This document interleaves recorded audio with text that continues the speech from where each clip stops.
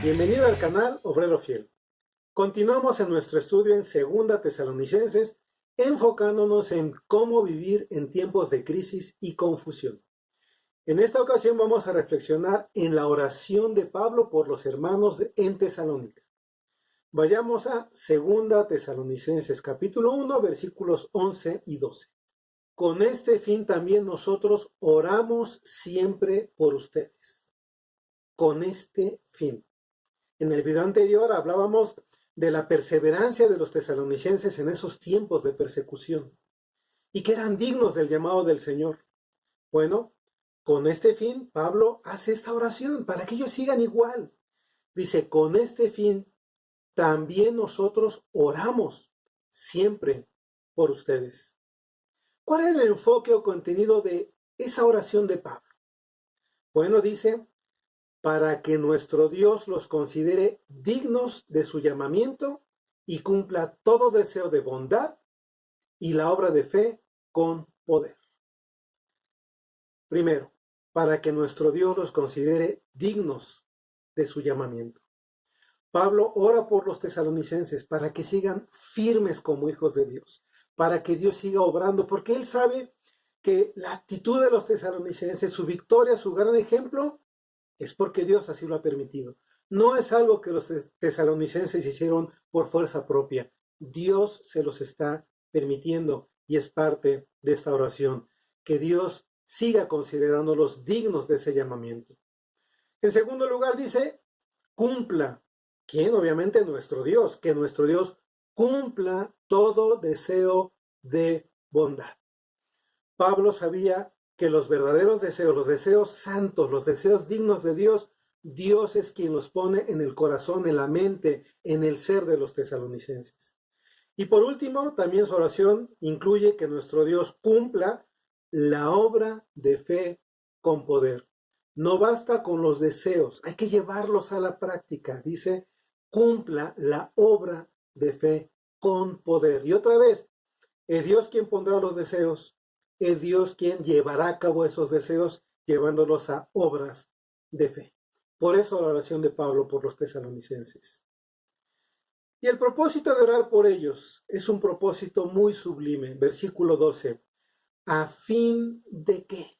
Con el propósito de que el nombre de nuestro Señor Jesús sea glorificado en ustedes y ustedes en Él, conforme a la gracia de nuestro Dios y del Señor Jesucristo.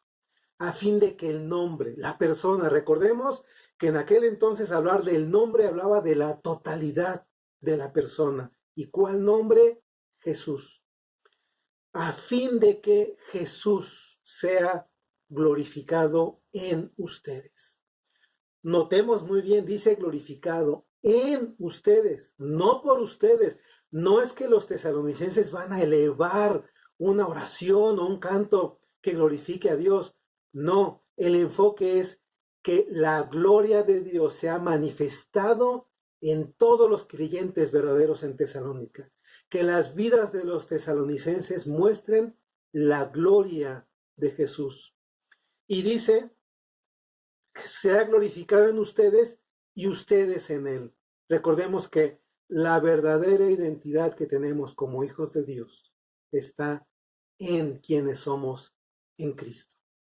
Esto obviamente no lo logramos por fuerza propia, es conforme a la gracia. Así lo dice Pablo, conforme a la gracia o en conformidad o recibido por la gracia de nuestro Dios y del Señor Jesucristo.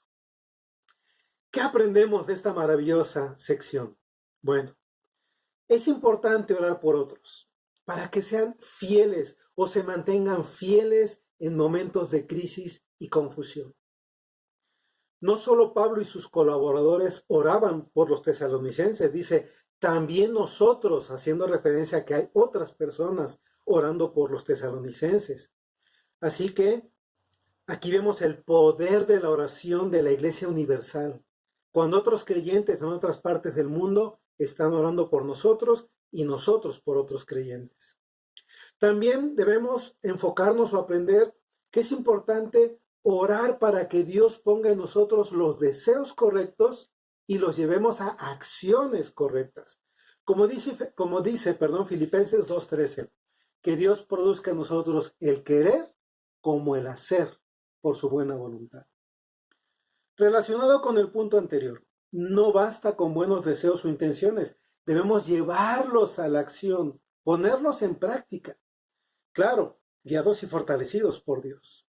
También podemos enfocarnos o aprendemos que si deseamos hacer lo bueno, lo correcto, Jesucristo será glorificado en nosotros. Es decir, recibirá gloria por medio de nuestras vidas. Todo lo que hemos mencionado ocurre por la gracia de Dios. Es decir, no porque lo merezcamos o tengamos la determinación o fuerza de hacerlo, sino porque Dios lo hace.